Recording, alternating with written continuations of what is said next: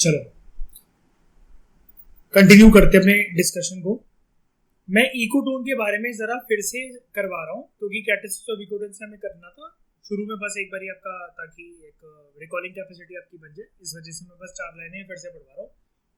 Ecotone हमने ये पढ़ा था, एक जोन ऑफ जंक्शन होता है या जोन ऑफ ट्रांजिशन होता है दो बायोम्स के बीच में, और वो बायोम्स डाइवर्स होने चाहिए। जैसे एक जगह आपका डेजर्ट है और दूसरी जगह आपका फॉरेस्ट है, तो इनके बीच में जो एरिया होगा वो एक प्रकार का इकोटोन होगा। इकोटोन एक ऐसा जोन होता है जहां पर दो कम्युनिटीज मिलती हैं और इंटीग्रेट होती है, आपस में मिक्स होती है। एग्जाम्पल, अगर एक पानी वाला इकोसिस्टम है और एक जमीन वाला इकोसिस्टम है, पानी से जमीन तक या जमीन से पानी तक जाने के लिए बीच में एक बॉर्डर तो आएगा। उस बॉर्डर को एनवायरनमेंट की लैंग्वेज में हम लोग बोल सकते हैं, ये बन सकता है, मैं कह रहा हूं सकता है, होता नहीं है हमेशा ऐसा, मैनग्रोव फॉरेस्ट। तो यहां पर मैनग्रोव क्या है, एक इकोटोन को रिप्रेजेंट करता है। दूसरे कुछ एग्जांपल्स, फॉरेस्ट और डेजर्ट के बीच में, फ्रेश वाटर और सॉल्ट वाटर के बीच में, और ड्राई रीजन या ड्राईलैंड या वेटलैंड के बीच में, इनके बीच में जो हमें कोई भी चीज देखने को मिलती है ना, बीच में फॉरेस्ट डेजर्ट के बीच में, फ्रेश वाटर सॉल्ट वाटर के बीच में, ड्राई लैंड और वेटलैंड के बीच में, यहां पर जो नाम बनेगा वो बनेगा ग्रासलैंड। यहां जो नाम बनेगा फ्रेश वाटर सॉल्ट वाटर के बीच में वो बनेगा एस्चुरीज, और ड्राई लैंड और वेटलैंड के बीच में होता है रिवर बेड या फिर मार्शलैंड। ठीक है, यहां तक तो किसी को कोई डाउट नहीं था? बताओ।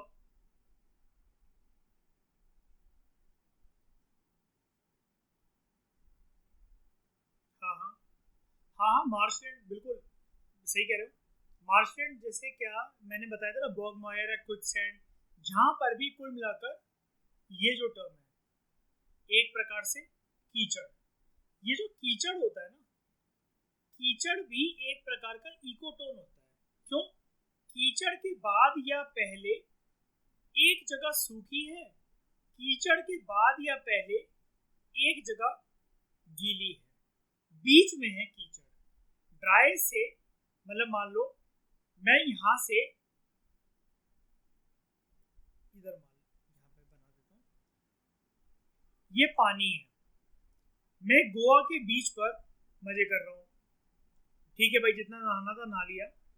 अब मैं उधर बीच का जो पानी है वहां से मैं बाहर निकल रहा हूँ, वो यहाँ पर पानी है, पहले वो मेरे गले तक था, धीरे धीरे करके जैसे ही मैं किनारे तक पहुंच रहा हूँ वो मेरे कमर तक आया, घुटने तक आया, उसके बाद बीच पे आते ही जैसे ही मेरा पाँव पड़ा एक जमीन पर, वो एकदम से सूखी मिट्टी तो नहीं होगी, ये क्या होगा, बीच में कीचड़ होगा। और उसके बाद जब मैं अपने रिजॉर्ट तक आ रहा हूँ तब पूरी रेत थी, वो ड्राई रेत थी, वहां पर एक सिंगल बूंद भी पानी नहीं था। ये जो चीज हुई ये क्या हुई, दिस इज इकोटोन। कहीं पर भी बन सकता है इकोटोन, कैसा भी बन सकता है इकोटोन, गली मोहल्ले सोसाइटी वो करके, वो तो ऐसे बता रहा है, वो आपको एक तरीका बता रहा है, क्योंकि एनवायरनमेंट की बुक है ना, तो उसको लिमिटेशन तो रखनी पड़ेगी अपनी, पूरा फोकस लगाना अपना इकोटोन की कैरेक्टरिस्टिक्स। सबसे पहली बात, इकोटोन एक नैरो भी हो सकता है, नैरो जंक्शन भी हो सकती है, एक वाइड जंक्शन भी हो सकती है। यानी कि जैसे ग्रासलैंड से फॉरेस्ट तक आते हुए, ग्रासलैंड से फॉरेस्ट तक आते हुए कितना ही फर्क है, बहुत ज्यादा फर्क तो नहीं है। यहाँ कम घासें हैं, मान लो यहाँ 5 घास है तो यहाँ 500 घास है, यहाँ 2 पेड़ है तो यहाँ 200 पेड़ है, इतना ही तो फर्क है ना, लेकिन पेड़ों की और घासों की शुरुआत तो इस जगह से हो गई थी ना। लेकिन फिर भी धीरे धीरे करके बस यहाँ पर जैसे 50 पेड़ बढ़ रहे हैं, यहाँ 75 पेड़ बढ़ रहे हैं, यहाँ 100 पेड़ बढ़ रहे हैं, और फिर करते करते 500 पेड़ बढ़ गए। बहुत नैरो सा एक जोन है। लेकिन रेगिस्तान और फॉरेस्ट में भैया बहुत क्रिस्टल क्लियर फर्क दिखता है। This is extreme left, this is extreme right. कैसे? एक जगह नामो निशान तक नहीं है पेड़ पौधे का, किसी भी चीज का। डेजर्ट में सिर्फ एक ही चीज दिख रही है, व्हाट इज दैट? हर जगह मिट्टी मिट्टी मिट्टी मिट्टी मिट्टी, रेत रेत रेत रेत। फॉरेस्ट में हर जगह जहां तक नजर जा रही है सिर्फ एक ही चीज, घास पेड़ पौधे हरियाली, घास पेड़ पौधे हरियाली। इधर से इधर तक की जर्नी या फिर यहां से यहां तक की जर्नी एकदम से नहीं बदल जाएगी कि भैया मैंने सिर्फ एक स्टेप रखा और मैं डेजर्ट से फॉरेस्ट की तरफ आ गया या फॉरेस्ट से डेजर्ट की तरफ आ गया। बिल्कुल भी ऐसा नहीं होने वाला। क्यों नहीं होने वाला? बिकॉज बीच में एक चीज आएगी जिसको हम बोलेंगे ट्रांजिशन एरिया, और वो ट्रांजिशन एरिया को हम लोग अंग्रेजी भाषा में इन्वायरमेंटल लैंग्वेज के अंदर बोलते हैं इकोटोन। ये वाली बात सबको क्लियर है कि नहीं है? पहले मुझे बताओ। इसका एक और एग्जांपल दे देता हूँ, उसको समझना। परफेक्ट एग्जांपल्स बहुत इंपॉर्टेंट है इनिशियल लेक्चर्स में, इन पर टाइम लगाना बुरा बनता है। लास्ट क्लास के अंदर वो वाली बात याद है ना, जब मैंने बीच का एग्जांपल डिस्कस कर रहा था तो शैली आपको मैंने बताया था जब बस रेत और पानी की किस हो जाएगी तो वो बन जाएगा, है ना। अब यहाँ पर अगर ये जो रेत है और ये है पानी गोवा के बीच पर, यहाँ पर पता है क्या है? ये है बहुत ज्यादा नैरो इकोटोन। क्यों? क्योंकि बीच में कुछ भी नहीं है, हल्के फुल्का एक लाइन, एक कदम का कीचड़, या ऐसा कुछ ही तो है मुश्किल से, है ना, ऐसे ही कुछ तो है मुश्किल से। लेकिन याद करो अंकिता का हनीमून, पहाड़ से मतलब दिल्ली से पहाड़ तक या फिर प्लेन रीजन से किसी पहाड़ तक जाने पे टेम्परेचर वगैरह, फॉरेस्ट, वेजिटेशन सब कुछ बदल जाएगा। डिफरेंस तो है ही ना यार। ये एक पहाड़ी इलाका, पहाड़ ऐसे बन रखे हैं, दिल्ली मुंबई ऐसे बन रखी है, ये है दिल्ली मुंबई की शेप, ये है उत्तराखंड, हिमाचल प्रदेश या किसी जम्मू एंड कश्मीर की शेप। तो यहाँ पर यहाँ से यहाँ तक का जो एरिया है ये वाला, कि प्लेन रीजन से अब जब आप पहाड़ों की चढ़ाई आपने स्टार्ट कर दी, ये क्या है?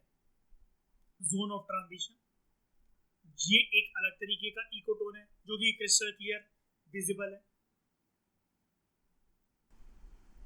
यहां पर कंडीशंस होती हैं कुछ ऐसी जो कि अपने आसपास के जो इनके एडजेसेंट इकोसिस्टम्स होते हैं ना, इकोटोन के आसपास जो जुड़े हुए इकोसिस्टम्स होते हैं, बिल्कुल उनसे मिलती जुलती कंडीशंस होती हैं। तो ये एक प्रकार से जब मिलती जुलती कंडीशंस है, लेकिन पूरी कंडीशंस नहीं है वहां पर, it has conditions intermediate to the adjacent ecosystem. कहने वाली बात क्या है यार, इसको समझने का तरीका समझो। कैसे बता सकता हूँ मैं इसको? यहाँ पर देख लेते, चलो डायग्राम से समझा देता हूँ मैं। यहाँ पर इसको देखो यार, ये है एक ग्रासलैंड इकोसिस्टम, ये है एक डेसिडुअस फॉरेस्ट इकोसिस्टम, ये अलग इकोसिस्टम है ए, ये अलग इकोसिस्टम है बी। जब इनका मिलन होता है बीच में, हमने सीखा था उसको कहते हैं एनवायरनमेंट की लैंग्वेज में, वो मेरा बनेगा इकोटोन। यहां पर मुझे क्या दिख रहा है? यहां एक हिरण है, ठीक है। अब ये हिरण सिर्फ इधर ही होना चाहिए था, लेकिन जहां पर ग्रासेस कम होते होते ट्रीज बनना शुरू हो रहे हैं, वहां पर भी मुझे हिरण देखने को मिल रहा है। यानी कि डियर की आबादी यहां पर और डियर की आबादी यहां पर, ये लक्ष्मण रेखा है ना, लक्ष्मण रेखा 1 और लक्ष्मण रेखा 2, यानी कि ये अलग इकोसिस्टम है, ये अलग इकोसिस्टम है, और ए और बी के मिलन से ये जो बनेगा ये इकोसिस्टम नहीं है, ये इकोटोन है सी। लेकिन हिरण मुझे इन दोनों जगह कॉमन दिख रहे हैं और मिल रहे हैं। ऐसा क्यों? क्योंकि घास खाने के लिए हिरण को थोड़ी ना पता है कि लक्ष्मण रेखा कौन सी है।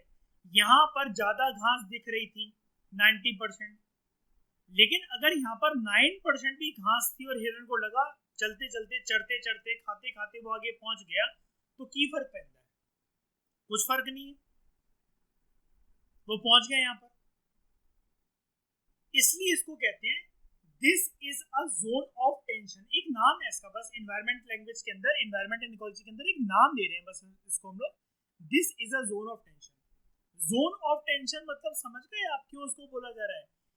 कहने का मतलब है जो फ्लोरा और फौना की स्पीशीज एक इकोसिस्टम में मिल रही है, वो आगे आकर इकोटोन के अंदर भी पाए जा सकते हैं। इकोटोन के अंदर ऐसा नहीं होगा कि जादुई शक्ति से भाई किसी जानवर या पेड़ पौधे को इतनी अकल है कि ये लक्ष्मण रेखा थी, इसके आगे अब मुझे नहीं जाना है, मैं यहाँ पर नहीं मिल सकता, मैं सिर्फ अपने घर पे ही मिल सकता हूँ, उस इकोसिस्टम में ही मिल सकता हूँ। ऐसा नहीं होता। यहाँ पर कंडीशंस वो वाली होती है which is found in the previous ecosystem, adjacent ecosystem। जैसे जाहिर सी बात है, जूम कर देते हैं इसे, देख लो घास यहाँ पर क्यों नहीं मिलेगी भाई? घास क्या इस लाइन के बाद मिलना बंद हो जाएगी क्या? ये अगर लक्ष्मण रेखा है तो अगर यहाँ पर इतनी सारी घास है तो यहाँ घास नहीं है क्या? बताओ। यहाँ अगर एक डियर है तो क्या डियर को पता है कि इसके आगे नहीं जाना? क्यों नहीं जाना भाई? जा सकता है, बिल्कुल जा सकता है। यहाँ पर अगर ये सांप है तो ये सांप इस जगह पर नहीं मिल सकता क्या? इस पेड़ के नीचे बिल्कुल मिल सकता है। यहाँ पर अगर एक ये रैबिट है तो क्या ये रैबिट इस जगह पर नहीं मिल सकता? बिल्कुल मिल सकता है। क्यों नहीं मिल सकता बताओ? इसलिए ये इसको हम लोग कहते हैं this is a zone of tension. This is a zone of tension. मुझे बताओ, क्लियर है? आगे next point. Usually the number and the population density of a species of an outgoing community decreases as we move away from the community or the ecosystem। जितनी tough ये line है ना, उतना ही easy इसका meaning है। इसके meaning को समझने के लिए जिन लोगों को अगर ये समझ में मतलब मैं कोशिश करूंगा कि सबको एक ही बार में समझ में आ जाए, सारी चीजें छोड़ के इस लाइन को भुलाकर एक बारी हम लोग कम्युनिटी वर्ड जो हमने पढ़ा था उसका मीनिंग डिकोड कर लेते हैं वापस। क्या था कम्युनिटी? कम्युनिटी एक ऐसी चीज होती है या फिर ऐसी चीजों से बनी होती है जहां पर कोई भी चीज डोमिनेंट होती है, यानी कि उसकी जनसंख्या बहुत ही ज्यादा उस जगह पर मिलती हो। प्लांट अगर मिल रहे हैं तो प्लांट एनिमल के साथ मिल रहे हैं। अगर प्लांट उस जगह पर डोमिनेंट है तो 90% प्लांट मिलने चाहिए। अगर एनिमल डोमिनेंट है तो एनिमल 90% मिलने चाहिए। सारे प्लांट की स्पीशीज में से अगर वहां पर एक पर्टिकुलर जगह पर लोटस है, रोज है, रोज की कम्युनिटी अगर डोमिनेंट है तो 90% सिर्फ गुलाब उगने चाहिए उधर। एक समझाने का तरीका है बस। वापस आओ, क्या बोल रहा है? यूजुअली जनसंख्या और भीड़ भड़क्का एंड भसड़ किसी भी स्पीशीज की कम होती रहती है, यानी कि भीड़ भड़क्का भसड़ को अगर हम लोग ऐड करते हैं तो वो कम्युनिटी बन जाएगा एक प्रकार से। और कम्युनिटी की डेफिनेशन क्या थी ऊपर? Dominant form. डोमिनेंट फॉर्म मतलब कैसे? देसी भाषा में बोले तो भसड़ किसी भी जानवर की, किसी भी एक स्पीशी की, वो जनरली डिक्रीज होती रहती है, कम होती रहती है जैसे ही हम उस पर्टिकुलर कम्युनिटी या फिर इकोसिस्टम से दूर होने लगे। ऑब्वियस ही बात है ना, ऑब्वियस ही बात है। अगर हम पानी से दूर होने लगेंगे, अगर हम पानी से दूर होने लगेंगे तो अगर क्रैब अभी तक मिल रहे थे उस पानी के अंदर, इनकी जनसंख्या एज कंपेयर टू वाटर, अगर हम लोग टेरेस्ट्रियल इकोसिस्टम के अंदर आ जाएं तो क्रैब अगर यहाँ पर 10 मिल रहे थे और अगर मैं यहाँ पर मिलूँ ये 3 मिल रहे हैं, तो ये बहुत ज्यादा लॉजिकल, सिस्टमैटिक और ये बच्चों वाली बात नहीं हो गई? बताना मुझे जरा। लॉजिकल बट ऑब्वियस बात है ना ये।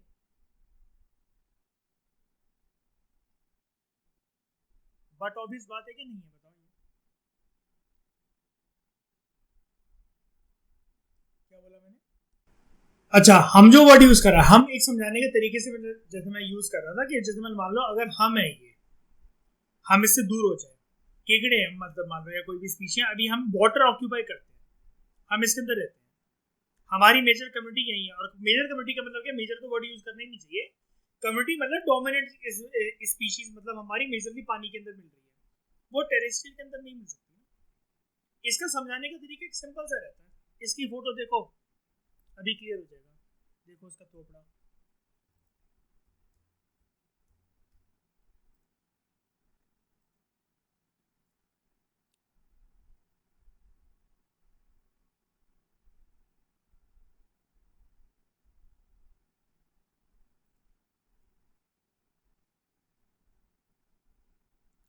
यार ये जो मगरमच्छ है ना, ये पानी के अंदर रहते हैं जनरली, रेत तक पानी के बगल में, बाहर तक कीचड़ पर, मार्शलैंड पर, वेटलैंड पर, यहाँ तक आ सकते हैं, थोड़ा बहुत यहाँ तक भी आ गए, ठीक है, जैसे थोड़ा बहुत बाहर निकल के ये वहां तक चले आए, कि जैसे इसको देखो परफेक्ट, ये एक इकोटोन में घुसने की कोशिश कर रहा है, पानी से शरीर इसका इकोटोन में है अभी इस टाइम पे, पानी से जमीन की तरफ जा रहा है, एक्वेटिक सिस्टम से टेरेस्ट्रियल इकोसिस्टम की तरफ मूव करने की कोशिश कर रहा है। बीच में ये जो हल्का फुल्का कीचड़ या जो एक पतली सी धारी दिख रही है कीचड़ की, गीली गीली मिट्टी की, वो क्या है, दैट इज इकोटोन।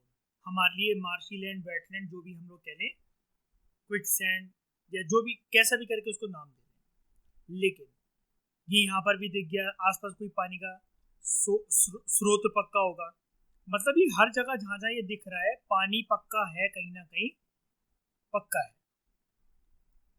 यहाँ पर पानी है, वहां पानी है, रेत है, पानी है, ठीक है, कहीं पर भी कोई भी फोटो देख लो, रेत है, यहाँ पर ये पानी है, आसपास ये मतलब सैंड पे आया है, कहीं ना कहीं पानी का स्रोत जरूर होगा। लेकिन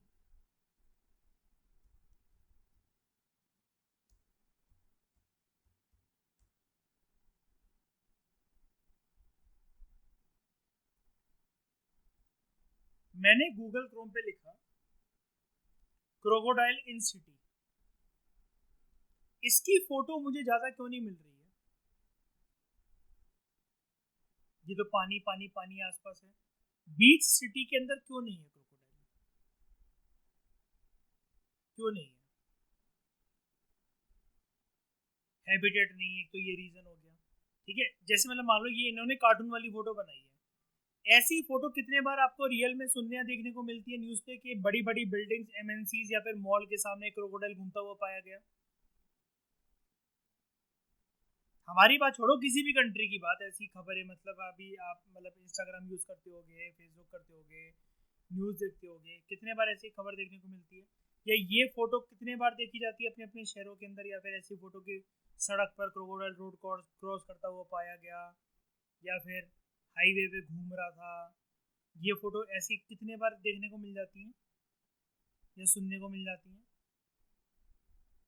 ऐसा कुछ होता है नहीं ना, कि ऐसे रोडों पे क्रोकोडाइल, घड़ियाल, मगरमच्छ पाया गया, बॉर्डर पर पाया गया, एयरपोर्ट पर पाया गया, नहीं होता ना ऐसा जनरली। अब समझो जो हमने पढ़ा भी था, यूजली नंबर और पॉपुलेशन डेंसिटी एक आउटगोइंग कम्युनिटी की डिक्रीज होने लग जाती है जैसे ही वो अपनी कम्युनिटी से या फिर अपने इकोसिस्टम से वो स्पीशीज दूर हो जाती है। क्या हाईवे, एयरपोर्ट, मैकडोनल्ड, शहर की सड़कें, ये क्रोकोडाइल का हैबिटेट है, ये उसका इकोसिस्टम है? बताओ, नहीं ना। नॉर्मल सी बात कर लो, नॉर्मल सी एक लास्ट एग्जांपल और देता हूँ। अनुज, गांव में खेतों में पिकॉक ज्यादा देखने को मिलते हैं या फिर शहर में ज्यादा आते हैं?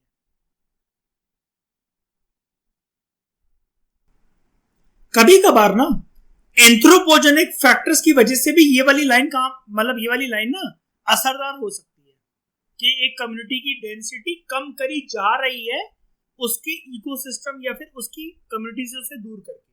कैसे? अभी तक एक जंगल है, अब उसकी अर्बन अथॉरिटीज की एक वो चल रही है, कि इसको शहर के अंदर या फिर मतलब सोसाइटी के अंदर कन्वर्ट करते हैं। तो मुझे एक बात बताओ, नॉर्मल खेत जंगल वगैरह में कितने सांप, केचुए, कन खजूरा, कांतर, ये मतलब कितनी क्या कहते हैं, ये आपका स्कॉर्पियो हो गया, ये बिच्छू जिसको कहते हैं नॉर्मल लैंग्वेज के अंदर, ये सब कितना कुछ देखने को मिलता है, ठीक है। लेकिन हमारे घरों में ये चीज अक्सर आती है क्या? शहरों के अंदर मतलब मैं बात कर रहा हूँ, क्या अक्सर आती है क्या ये चीजें? बताओ, बिल्डिंग के अंदर 24वें फ्लोर के अंदर के सांप, केचुए, बिच्छू घूम रहे हो आपके घर में बालकनी में? अक्सर कह रहा हूँ, अक्सर तो नहीं होता। क्यों नहीं होता? बिकॉज उनकी डेंसिटी कम हो गई जैसे ही आपने उनको अपनी मेजर कम्युनिटी से दूर करा या फिर अपने इकोसिस्टम से दूर करा। ये लाइन, अगर एक अच्छा वेल डेवलप्ड इकोटोन होता है ना कोई भी, तो उसके अंदर ऐसे ऑर्गेनिजम्स होते हैं जिनकी मात्रा भले ही चाहे कम हो, मतलब वो कम संख्या में पाए जा रहे हो। एक अच्छा इकोटोन कुछ ऑर्गेनिजम्स को अपने अंदर अपने पार्ट में रखता है, अपने अंदर रखता है, which are entirely different from that of an adjoining community. जो आसपास नहीं मिल रहे वो सिर्फ इकोटोन में मिलते हैं। कहने का मतलब क्या है, अगर एक अच्छा वेल डेवलप्ड इकोटोन है, मुझे खुद एक बात बताना, इसको प्रूव कर देता हूँ, सिर्फ एक ही बार समझाऊंगा क्योंकि समझ में आ जाएगा। वो एग्जांपल बेस्ट लगता है मुझे समझाने के लिए।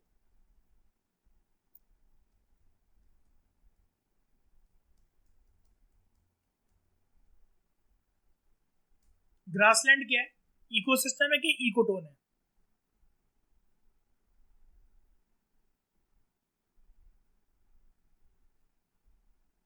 ग्रासलैंड इकोसिस्टम है। देखो, ये एक घोड़ा है जो कि घासों पे चल रहा है, दूर दूर तक जहां तक नजर जा रही है ये एक ग्रासलैंड इकोसिस्टम है, लेकिन है ये इकोटोन। क्यों? हमने अभी ये सीखा जर्नली, मतलब हम अपने एग्जांपल से इसको रिलेट करके ग्रासलैंड समझेंगे। कैसे ग्रासलैंड बनाइए, ये एक जंक्शन है, ट्रांजिशन का जोन है। इससे पहले या इसके आगे इस तरफ, ऐसा मान लेते हैं जहां मेरा माउस है, इस तरफ कोई रेगिस्तान है, और इसके इस तरफ यहाँ पर कोई, अगर इससे इस तरफ निकल जाए, लेफ्ट निकल जाए और ज्यादा चले जाए, जहां पर ये फोटो नहीं आ पा रही है हमें पूरी प्रॉपर, और ज्यादा निकल जाए लेफ्ट साइड, तो मिल जाएगा हमें फॉरेस्ट। मुझे एक बात बताओ, घोड़े अक्सर, वैसे तो इंडिया में ग्रासलैंड इतना नहीं है, लेकिन घोड़े अक्सर, आपको क्या लगता है, घने जंगल में घोड़ा पाए जाते हैं? अंकिता, एवरग्रीन फॉरेस्ट के अंदर घोड़े पाए जाएंगे? नहीं ना। शैली, डेजर्ट के अंदर घोड़े मिलेंगे? डेजर्ट एक इकोसिस्टम हो गया एक्सट्रीम, फॉरेस्ट एक इकोसिस्टम हो गया एक्सट्रीम। दो इकोसिस्टम के बीच में जो वर्ड आता है उसको हम लोग क्या कहते हैं? क्या सीखा हमने? इकोटोन। घोड़ा कहाँ मिल रहा है? ना जंगल में मिल रहा है, ना रेगिस्तान में मिल रहा है, कहाँ मिल रहा है? इकोटोन में ग्रासलैंड में मिल रहा है, जो कि zone of junction, zone of transition. Well developed ecotone के अंदर, ग्रासलैंड एक वेल डेवलप्ड इकोटोन है, हमने देख लिया ना, वहां पर घने जंगल है, ना वर्षा हो रही है, ना बारिश हो रही है, ना घने बादल है, बिजली नहीं कड़क रही है, और सूखी मिट्टी भी नहीं है, घास है। Well developed ecotone like grasslands, इसके अंदर ऐसे ऑर्गेनिजम्स हो सकते हैं which are entirely different from that of the adjoining communities.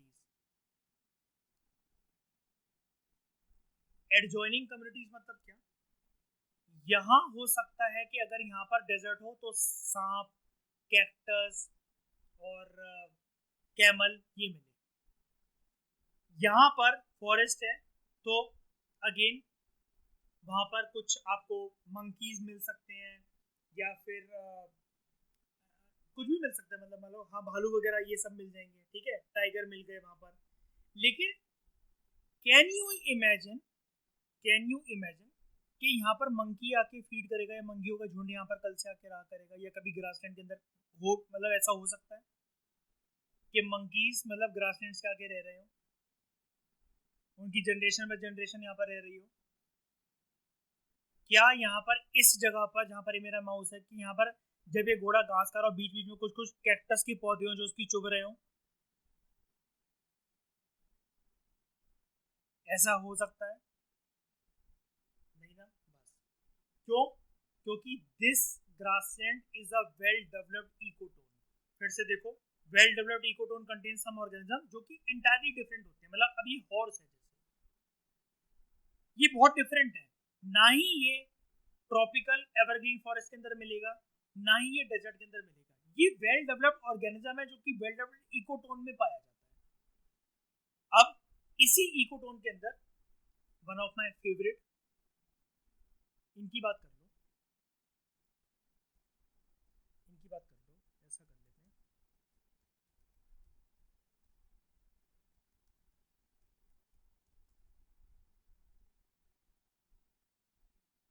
एक एक करके नहीं आएगा ये।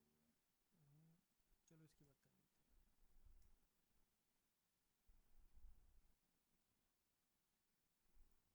एक मिनट रुकना।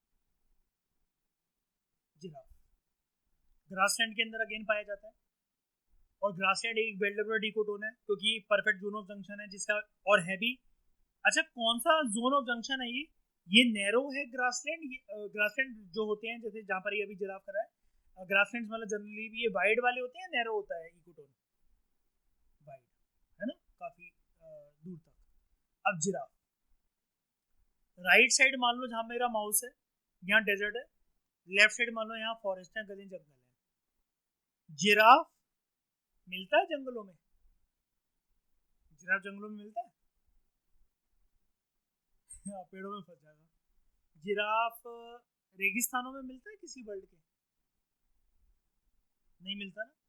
ये एक वेल डेवलप्ड ऑर्गेनिज्म है जो कि वेल डेवलप्ड इकोटोन यानी कि ग्रासलैंड के अंदर पाया जाता है। ये बिल्कुल सही समझ रहे हो आप मयूर, कि वेल डेवलप्ड इकोटोन एक प्रकार से कुछ ऐसे ऑर्गेनिज्म, इसलिए तो कह रहा है वर्ड देखो सम, मैंने इसलिए जो भी मैं देखो सर्कल करता हूँ तो समझ करो बहुत बढ़िया होते हैं वर्ड्स, वो पत्थर की लकीर होते हैं। सम ऑर्गेनिज्म भैया, बहुत ज्यादा तो नहीं है।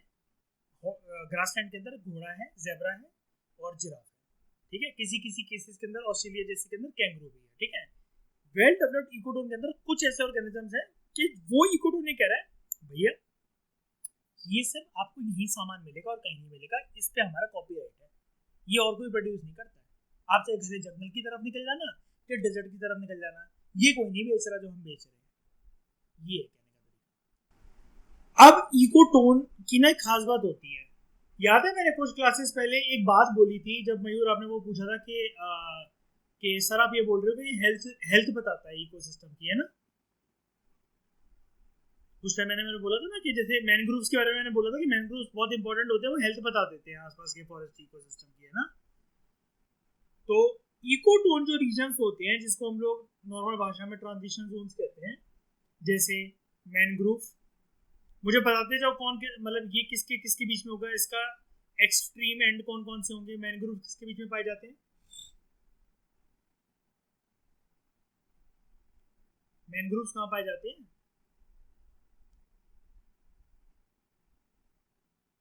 Very good. वेटलैंड्स कहाँ पाए जाते हैं किसके और किसके बीच में?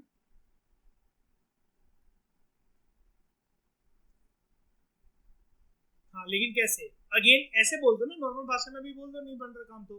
पानी वाली और सूखी वाली जगह बस उसके बीच में। एस्चुरिन्स, सॉल्ट वाटर, ग्रासलैंड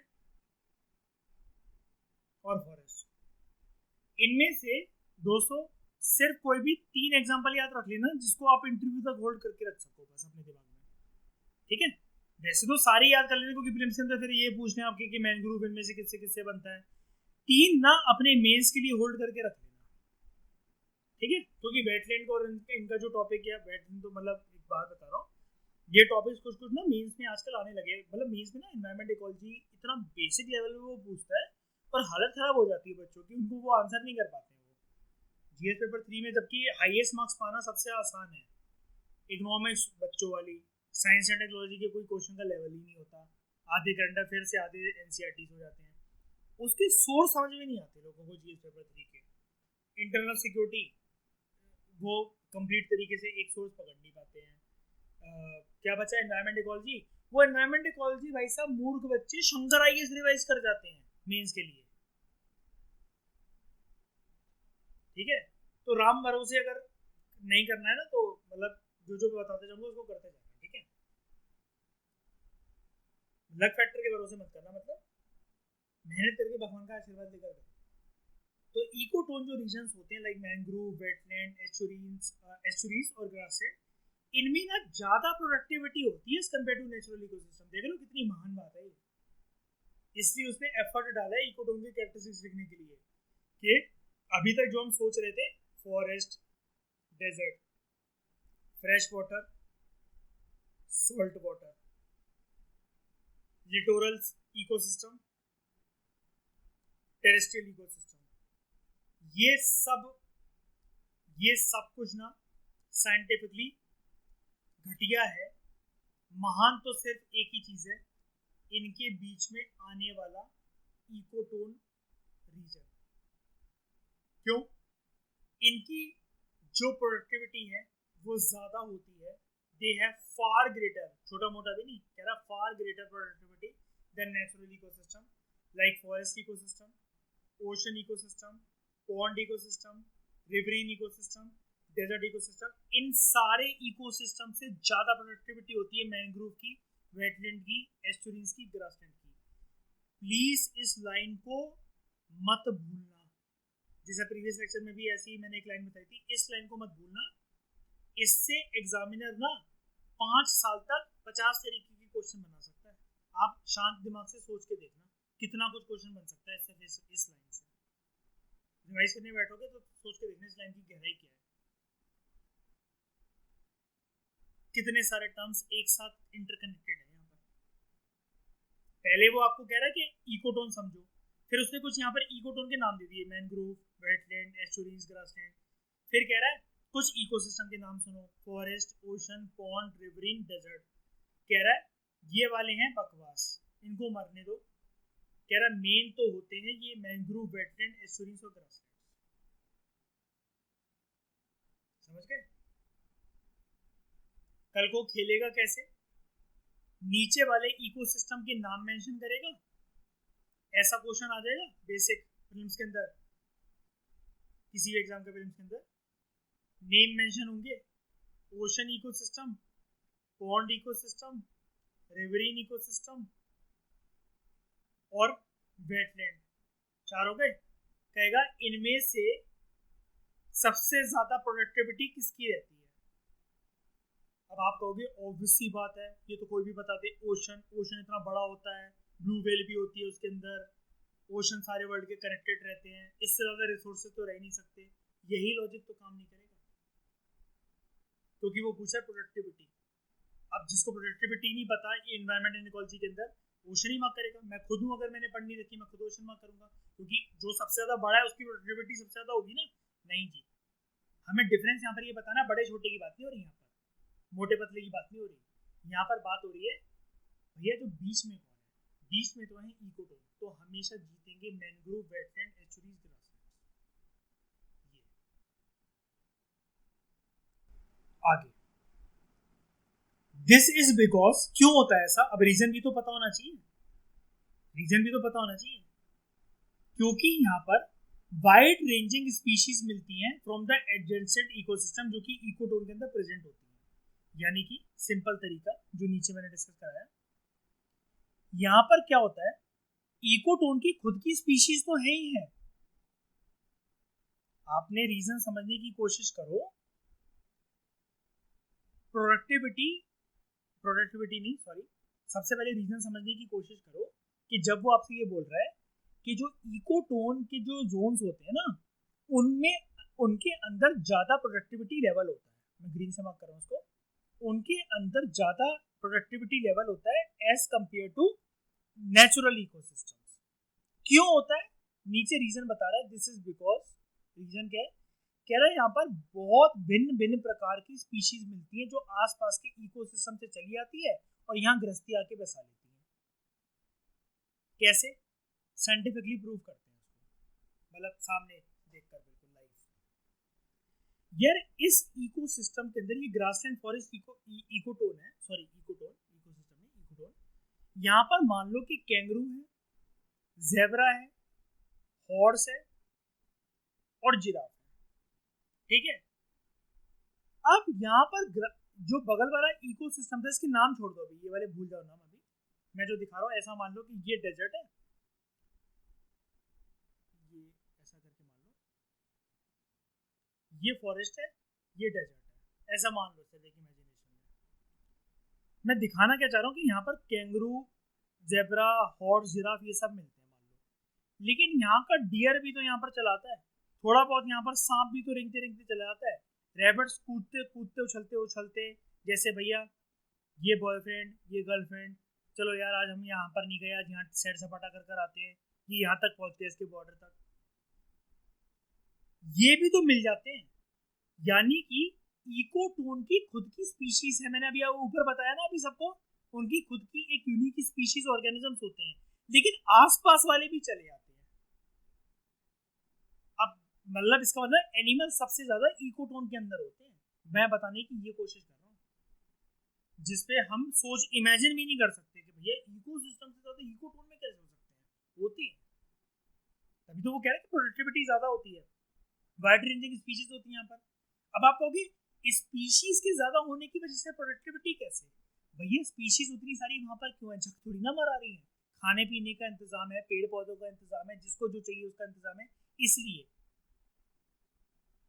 रेत में कोई रील बनाने थोड़ी ना बैठी हुई इंस्टाग्राम के लिए, वहां पर स्पीशीज उनकी सुविधाएं मिल रही है उनको तभी तो, और सुविधाएं मिलना मतलब क्या, सुविधाएं मिलना मतलब प्रोडक्टिविटी, तभी तो सर्वाइव कर पा रही है, ये चीज है।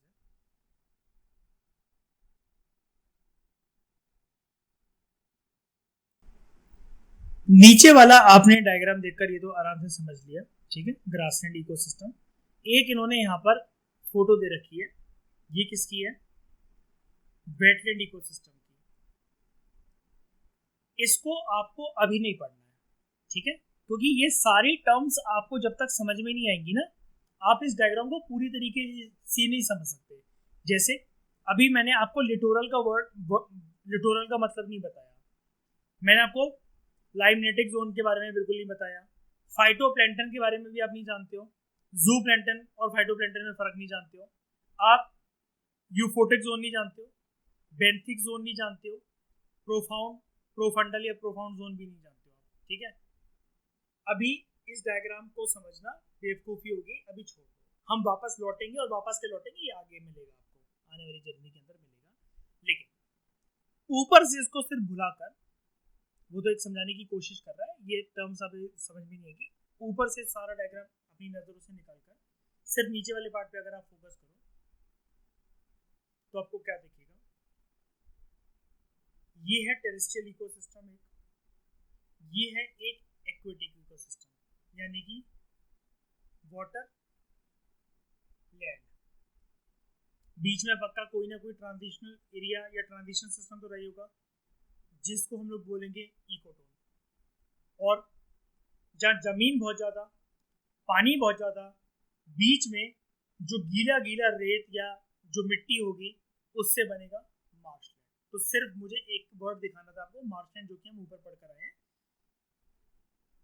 कुछ इस प्रकार का। स्पीशीज होती है कि यहाँ पर, जी हाँ, फिश भी यहाँ तक आ जाएगी, कुछ यहाँ पर पेड़ भी उग रखे हैं तो टोर्टोइस खा रहा है, और टोर्टोइस फिर जमीन पे भी चलाता है और पूरा पूरा पानी के अंदर भी रह जाता है। फ्रॉग हमारे, इसके बच्चे टेडपोल्स वगैरह यहाँ पर, और कुछ कुछ प्लांट्स यहाँ पर इमर्जिंग प्लांट्स होते हैं, कुछ फ्लोट भी करते हैं बस, और जो डक वगैरह है वो भी तैर सकती है यहाँ पर।